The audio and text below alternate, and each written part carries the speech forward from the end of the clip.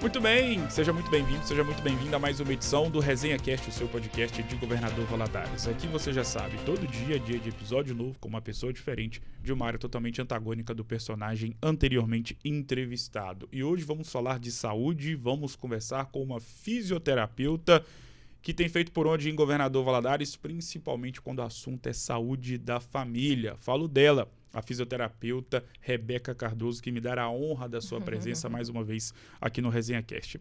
Rebeca, primeiramente, seja muito bem-vinda mais uma vez, é sempre uma honra poder ter você aqui. Muito obrigada. Obrigado por ter aceitado o convite. Bom dia, boa tarde, boa noite, depende do horário que vai estar nos acompanhando. Seja muito bem-vinda. Bom dia para nós, né? Espero que todos estejam bem, espero que você esteja bem. Gustavo, obrigada por mais esse convite, tá? Aqui é um grande prazer. Falar um pouquinho sobre a saúde é sempre importante, né?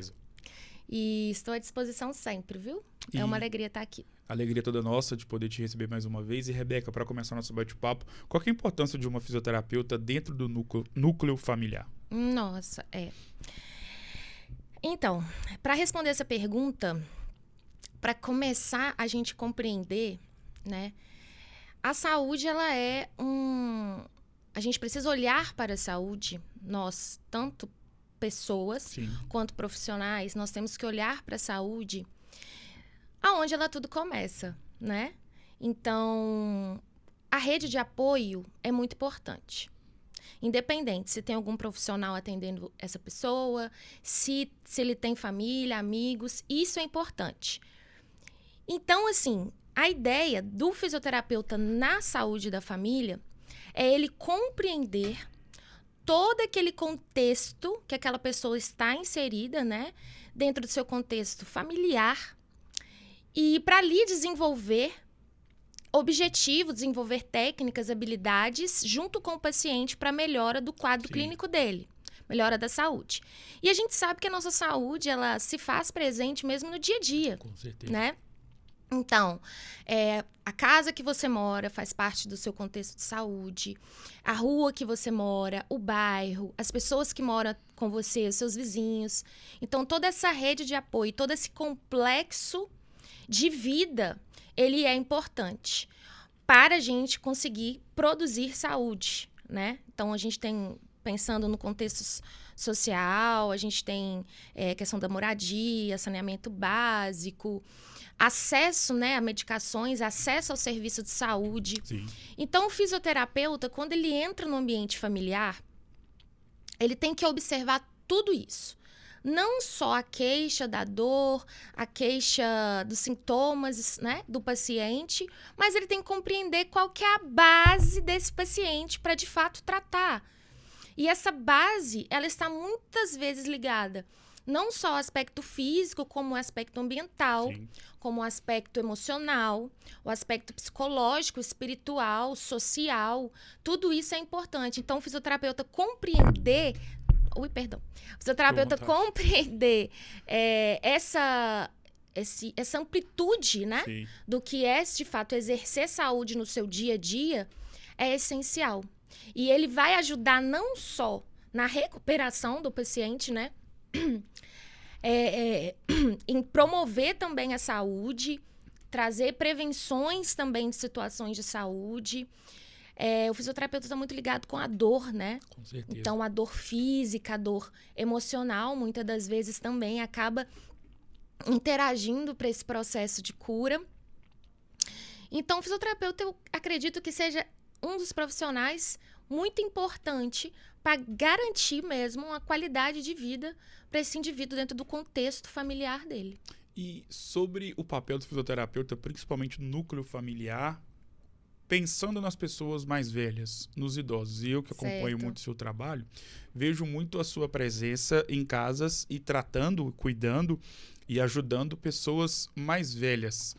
O quanto que é importante a presença de um fisioterapeuta especialista na saúde da família, principalmente no contexto de pessoas com mais idade? Sim, pessoas idosas, nós sabemos que a tendência hoje de crescimento populacional, ela vem muito trazendo pessoas idosas em sua maior proporção, Sim. né?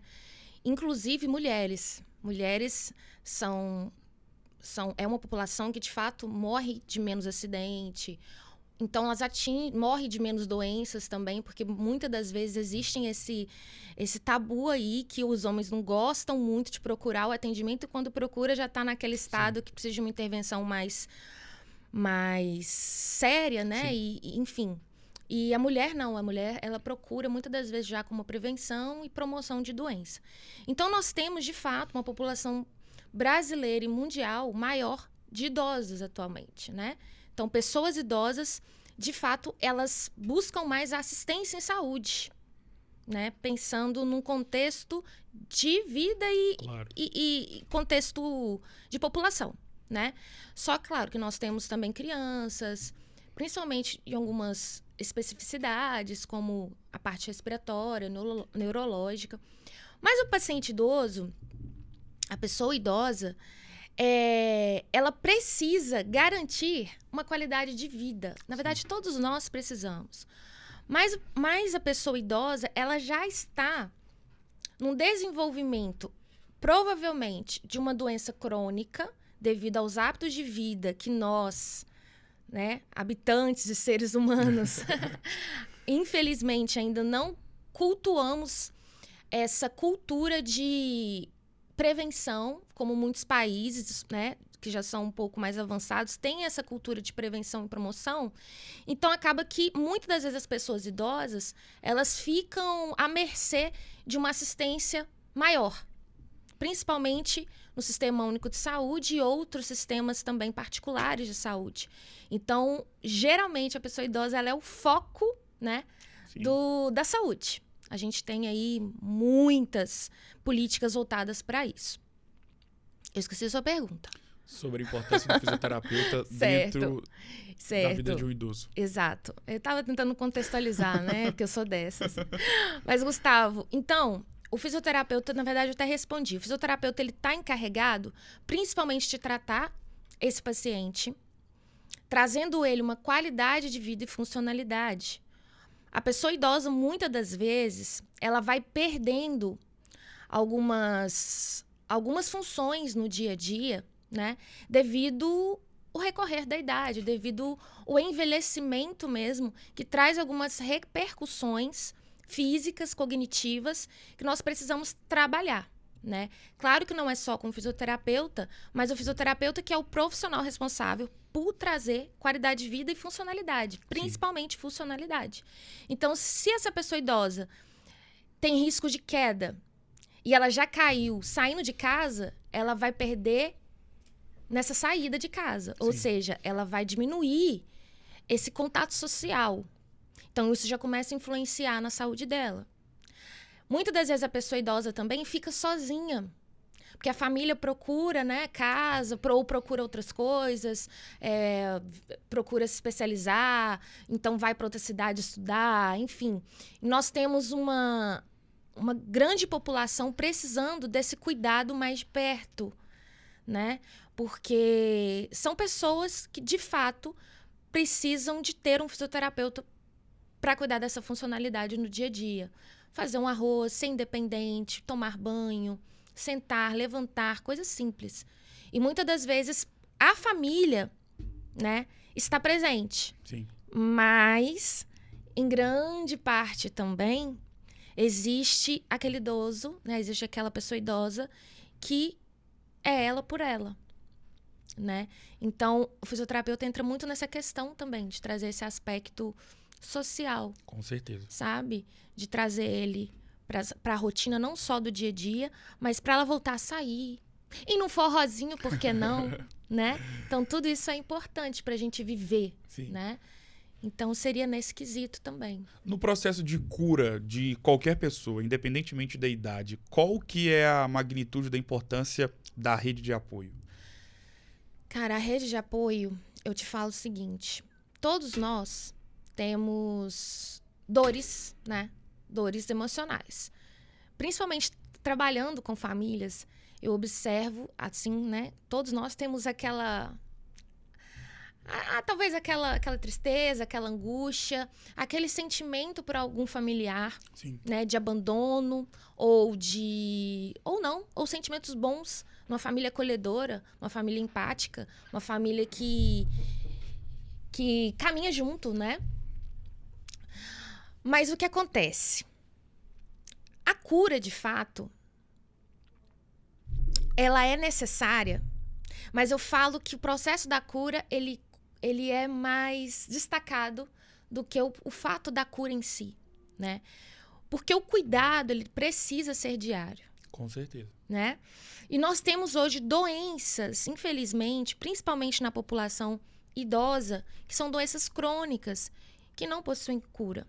E não só em pessoas idosas, em pessoas jovens também. Nós temos uma gama de situações, de distúrbios ali que você tem que tratar ao longo de um tempo, né?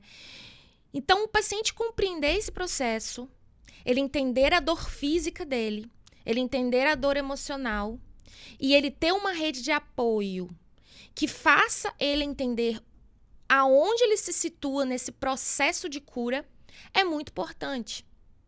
Vou dar um exemplo. Às vezes chega uma mãe com uma criança que tem algum distúrbio, né, do neurodesenvolvimento. E aí essa mãe chega muitas das vezes com a queixa: eu quero que meu neném... quero que minha criança ande, né? Eu quero que meu neném engatinhe.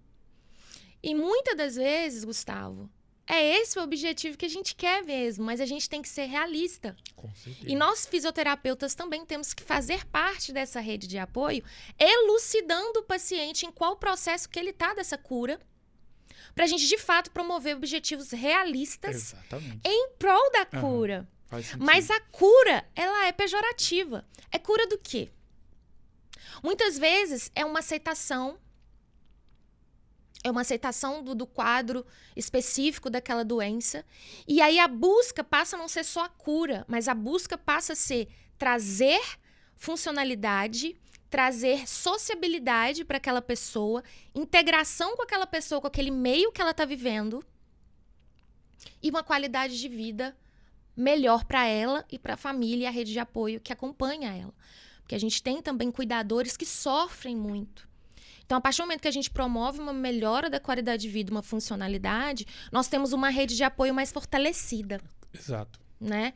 Então, a rede de apoio ela é essencial. E nesse processo de cura, na verdade, é elucidar todos que estão envolvidos naquilo para, de fato, criar esse processo de cura. Sobre a função de uma fisioterapeuta, e aí, independentemente da especialidade ou da especialização que esse profissional ou essa profissional acabou passando na faculdade ou depois com cursos de pós-graduação. Hoje, no cenário da fisioterapia, e aí englobando todo o contexto nacional, até porque você é muito jovem, já tem uma estrada... Não, mas com certeza mas já tem uma estrada percorrida na profissão, tem contato com outros profissionais que formaram contigo, ou outros profissionais de outros lugares, de outras cidades. Uhum. Enfim, é uma profissão que tem sido valorizada, justamente até pensando em toda a importância que vocês possuem no bem mais precioso que todos nós temos, que é a saúde? Essa pergunta, ela rende. Por quê? Polêmica, então, né? Polêmica, porque a gente tem alguns conceitos importantes a ser ditos antes de a gente responder essa pergunta, antes de eu te responder essa pergunta, Fale, porque é uma resposta um pouco pessoal, né? Talvez você que está me assistindo que seja fisioterapeuta não pense como a mim. Mas eu acho que, de fato, Gustavo, nós temos que primeiro compreender o nosso papel profissional. A partir do momento que a gente entende nosso papel profissional baseado em nossos valores, a nossa competência, as nossas habilidades e tudo aquilo que você proporciona, né, para a sociedade no geral, principalmente no meu caso, aspecto de saúde, funcionalidade e qualidade de vida, nós temos que analisar e ver o seguinte: o que eu faço hoje, eu enxergo valor naquilo? Antes de alguém me valorizar profissionalmente, eu me valorizo? Porque a verdade, Gustavo, é que nós, pessoas, nós temos a tendência, em muitas das vezes, desvalorizar a nossa própria caminhada, né? E com isso entra uma desvalorização também durante esse processo de autovalorização profissional. Então, existe muito fisioterapeuta que fala: fisioterapia não dá dinheiro. Existe uma crença limitante com muitos fisioterapeutas nesse sentido. Nossa, mas qualquer faculdade que tenha curso de saúde tem fisioterapia, forma-se muito fisioterapeutas, forma-se muito nutricionistas, forma muitos médicos também, forma muitos advogados. E a minha forma de pensar é a seguinte: eu sei tudo que eu passei e a minha transformação profissional e pessoal. Eu sei o que eu quero entregar para o indivíduo em que eu estou agindo. Não só agindo. Por que eu falo agindo? Não é tratando? Não, porque muitas das vezes eu não faço só um tratamento, não faço só um plano terapêutico, mas eu sou esse apoio da família também, sabe? Então, eu entendo tudo aquilo que eu entrego. Claro. Então, eu enxergo a fisioterapia como algo de valor. Então, se eu enxergo algo de valor que eu estou entregando, para mim a fisioterapia é valorizada. Claro que nós temos um histórico a ser levado em conta, né? Que aí é um histórico de profissional mesmo. A fisioterapia ela foi regulamentada muito mais tarde do que a medicina. Enfim, são fatores que historicamente implementam esse caldeirão, né? Exatamente. Porque é uma profissão que demorou a ser regulamentada. Ainda estamos brigando por muita coisa ainda nos nossos direitos, assim como a enfermagem, assim como outras profissões, que precisam ali de uma luta na nossa classe para a gente atingir um valor dentro de uma sociedade mínima, né? Um valor mínimo ali dentro de uma sociedade. Mas eu acredito muito nisso, que quem faz a profissão é o profissional. Então, eu acredito sim que a fisioterapia é valorizada. Ela foi mais vista na época da pandemia, principalmente pelos cuidados hospitalares. Muita gente não sabia que fisioterapeuta ele tinha essa capacidade de cuidar dos distúrbios também pulmonares, né? Tratar uma situação igual nós passamos pelo Covid e enfrentar ali junto com outros profissionais a morte de muitas pessoas e evitar o agravamento daquele quadro. Então, assim, valorizou um pouco mais o fisioterapeuta. Mas se for parar para analisar historicamente, a gente ainda tem muito a avançar. Sim. E pegando um gancho dessa questão da valorização, me vem na cabeça a ideia de desafios. Sim. Qual que é o maior desafio? E até para poder pegar um gancho no que você falou na última explanação, voltada para a questão de ser uma resposta muito pessoal, imagino que cada fisioterapeuta, e aí às vezes pode depender muito da especialidade que ele possui, ou da especialização que ele preferiu fazer, é de cunho pessoal a questão dos desafios. Cada fisioterapeuta tem o desafio dentro do seu trabalho. Hoje, a Rebeca Cardoso, com todo o profissionalismo que você possui, qual que é o maior desafio, na sua visão, sendo uma fisioterapeuta nos dias de hoje? Empreender. Na ponta da língua. Empreender. Nós todos precisamos empreender. Eu vejo a nossa geração empreendedora. Claro que não é todo mundo que tem essa visão. E nós precisamos compreender as nossas limitações. Mas eu acredito que o fisioterapeuta tem um alto poder de empreendimento. E para mim, hoje, esse está sendo meu maior desafio. Por quê? A maioria dos profissionais, seja em qualquer área, muitas das vezes ele se coloca numa autoridade a partir disso aqui que a gente está fazendo. Divulgando na internet. Sim. Então, a internet ela é uma ferramenta muito visível. E se o fisioterapeuta ou o profissional não tiver essas técnicas, essas táticas, essa vontade de aprender a se comportar nesse meio, nessa vitrine, muitas das vezes ele vai ficando para trás, porque todo mundo tem um celular, a gente entra, às vezes a gente vai pesquisar, a gente vai para o Google. Então, esse feedback, ele é muito importante. E para ter esse feedback de pessoas, nós precisamos ser vistos E aí, um indicar um, outro indicar outro, Sim. e por aí vai. Então, assim, o empreendimento na área da fisioterapia, para mim, é essencial. E eu me vejo, como eu passei por uma formação acadêmica, profissional e pós, né?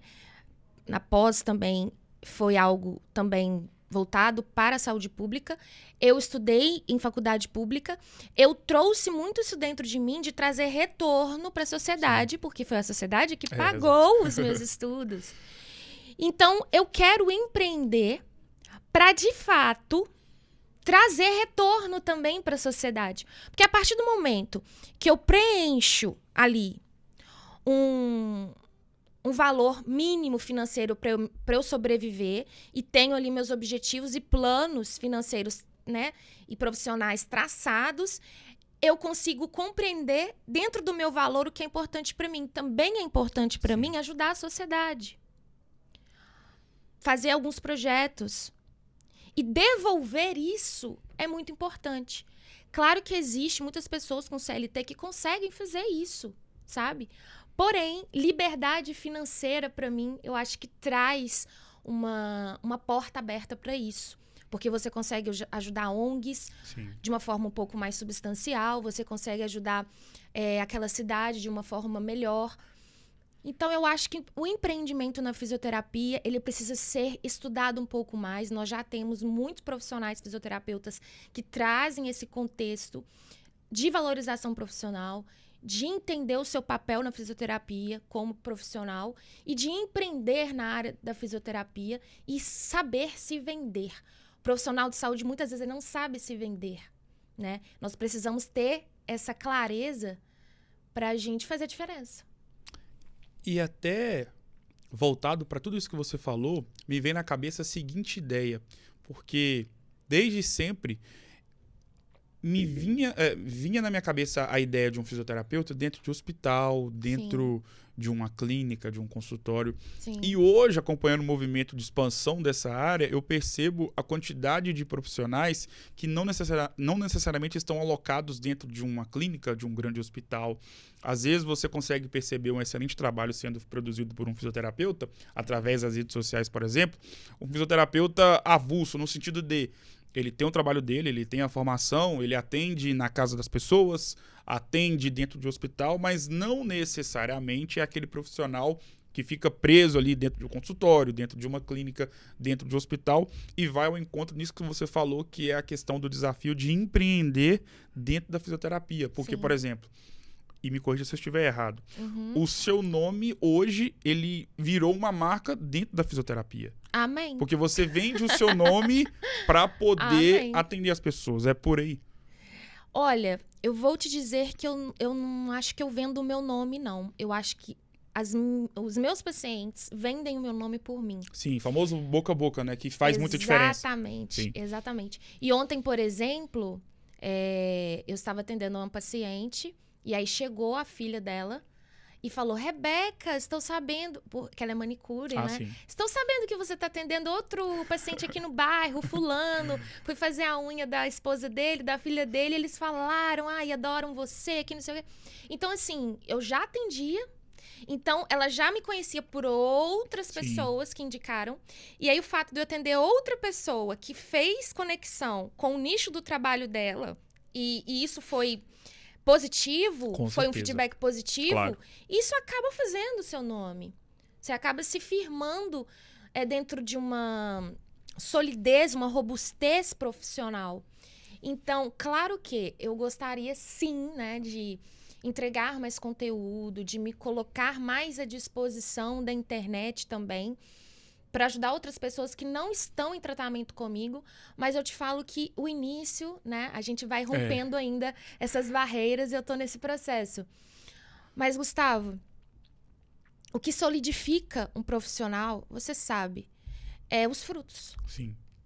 É os frutos. Eu posso vender, claro que vender é muito importante, mas eu posso vender o meu produto e fazer aquele floreio todo.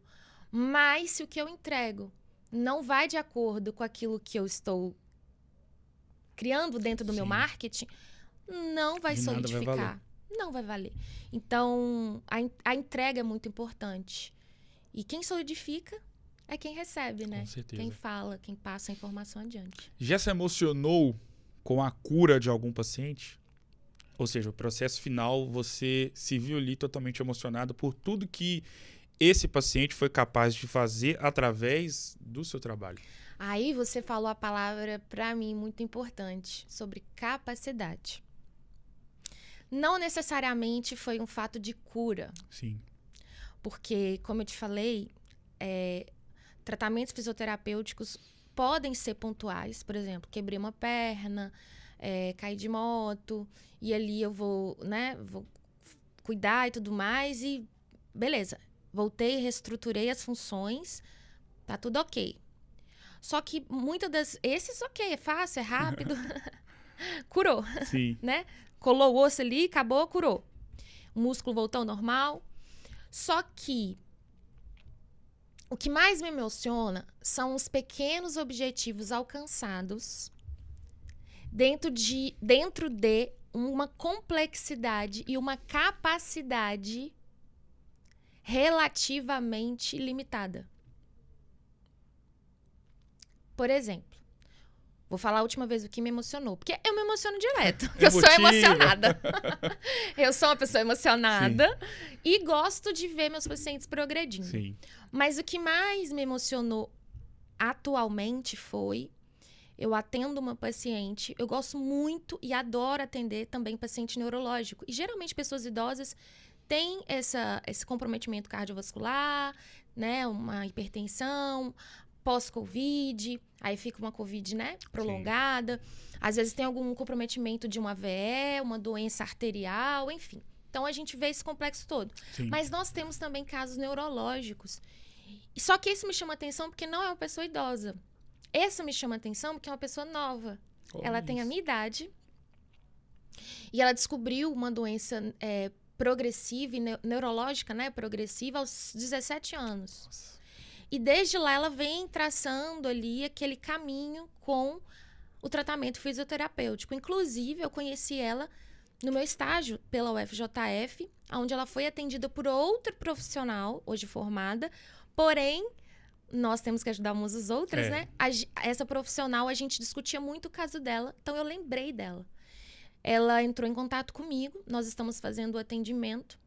E, pasme, nós fizemos 3 atendimentos só, quando ela me relatou essa melhora. Para vocês compreenderem, ela não mexe a perna, ela tem um grau de força muito pouco na perna, grau 2, ela não vence a gravidade. Então, ela não consegue subir, por exemplo, o joelho. Então, ela fica assim na cadeira de roda. Ela não consegue levantar o braço, vencendo a gravidade no meio do arco do movimento para cima, ou seja, só o início do movimento que ela vence a gravidade, então ela está limitada a pentear o cabelo, a escovar o dente, né? E ela tem apresentado atualmente um déficit muito grande de força, equilíbrio e ativação da musculatura de tronco, principalmente aquela que mantém nossa postura. Sim. E da cabeça.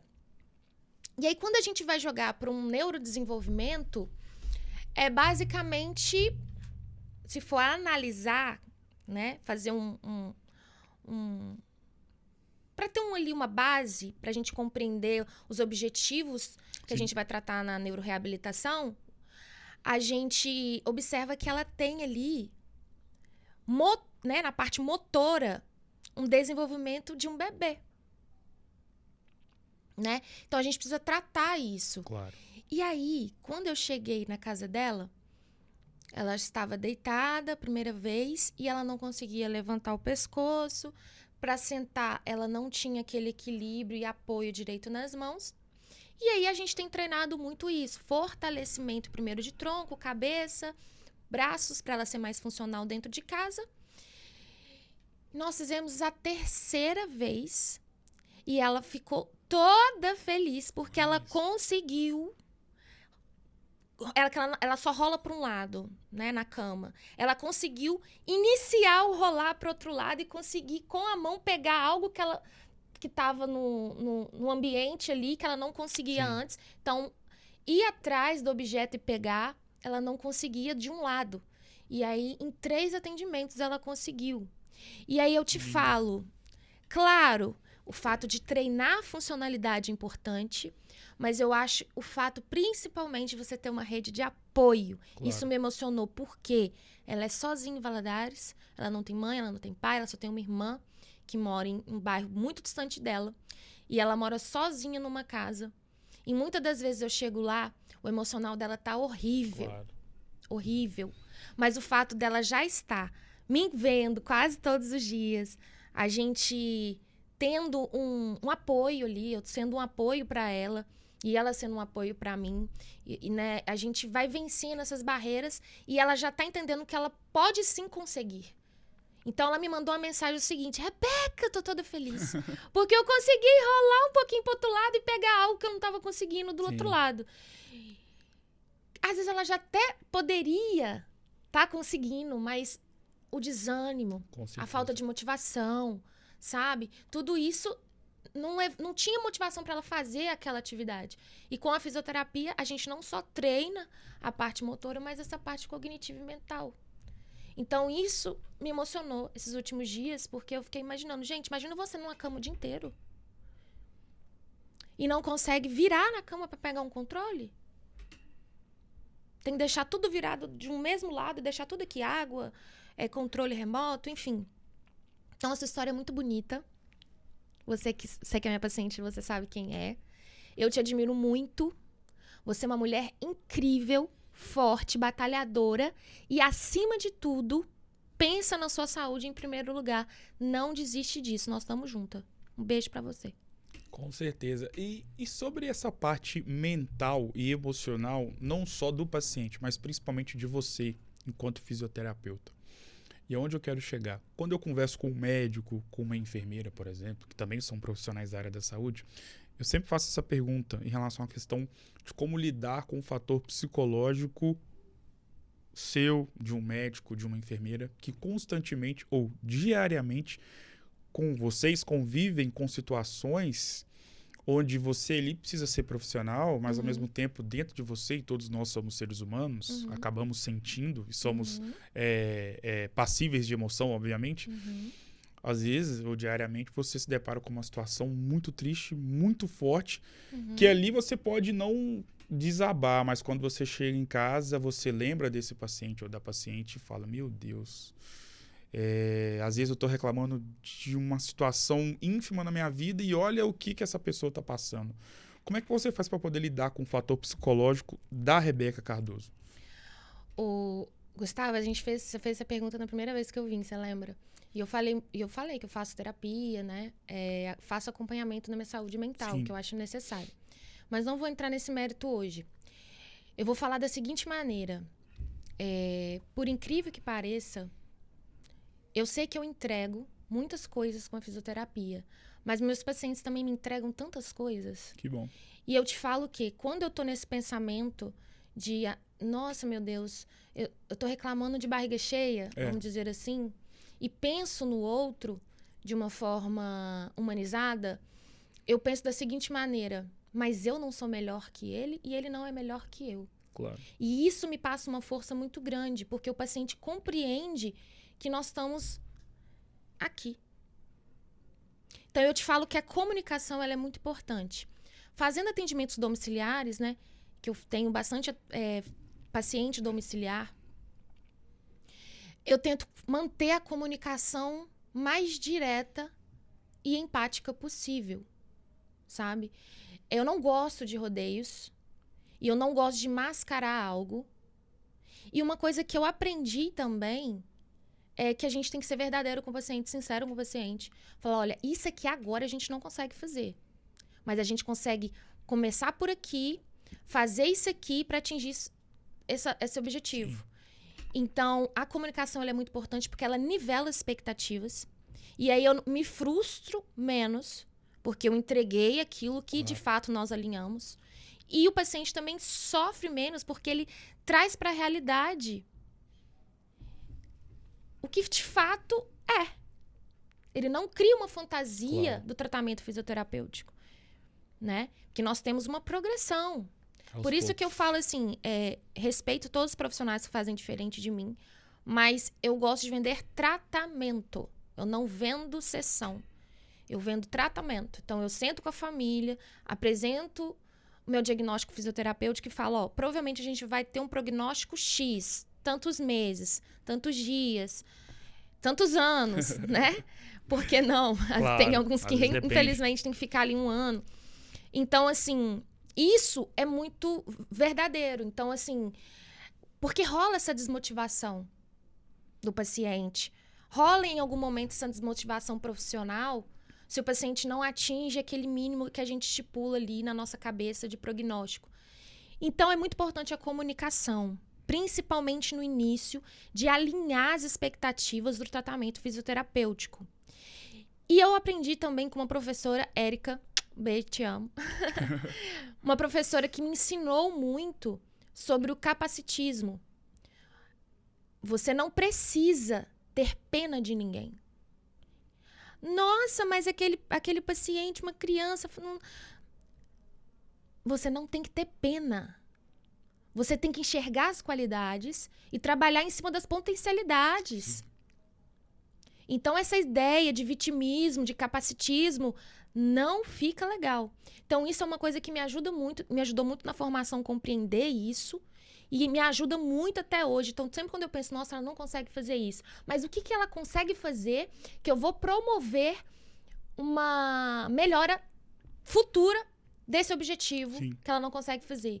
Então, isso acaba clareando a mente do profissional e clareando também a mente do paciente. Aí as expectativas ficam mais alinhadas e aí a gente sofre menos. Claro. Né? A nossa saúde mental ela fica mais consciente. A nossa vida é feita de etapas e de fases. Sim. Seja no contexto profissional e também na vida familiar, na vida pessoal. Olha que interessante. Quando eu te entrevistei em outubro do ano passado, você ainda era uma residente. Sim. Hoje você já não é mais, já é formada. Se eu te entrevistar em abril de 2025, como você quer estar? Nossa, Gustavo! Daqui 1 ano? Olha, são muitos aspectos. Espera lá. Eu tenho um quadro disso. Olha. Me fala aqui, profissionalmente, né? Claro. Tá. Profissionalmente, eu almejo continuar com os meus projetos de atendimento ao paciente domiciliar, atendimento ao paciente clínico, né? Porque eu atendo também na Clínica Humanizar em Valadares. Continuar com meus conhecimentos também acadêmicos, né? Eu gosto muito de estudar, gosto muito de pesquisar. Então, é uma coisa que me traz ali ao mesmo tempo que é uma grandiosidade, é uma pequenez. Porque quanto mais eu estudo e aprofundo em um assunto, eu vejo, nossa, tem que aprofundar muito mais. Então, assim, isso me dá, de certa forma, uma base muito boa para eu continuar sempre estudando. Então, continuar com um projeto de pesquisa. O FJF tamo aí. Continuar sendo também tutora da residência. Hoje eu sou tutora do núcleo de fisioterapia da residência. Então, trazer e principalmente, eu acredito que inspirar pessoas.